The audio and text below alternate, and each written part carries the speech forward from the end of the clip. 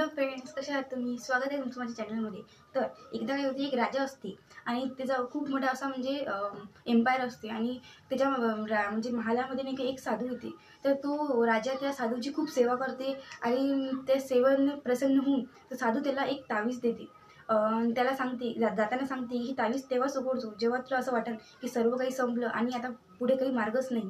तर राजा ते घेते आणि कसं पुढचं चालत चालत राहते. ते एकदा काय होते, त्याची दुसऱ्या राजासोबत लढाई होते आणि त्या लढाईमध्ये तो हारतो आणि तो पळ काढून जंगलामध्ये एका गुफेत लपतो. तर ते गुफेला चारी बाजूंनी सैनिक घेरून घेतात. तर राजाला असं वाटते की आता आपण फसतो, आता काहीच मार्ग नाही. तर त्याला ती साधूची तावीज आठवते आणि तावीज खुलून पाहते. तर त्यात लिहिलं असते की ही वेळ पण निघून जाईल.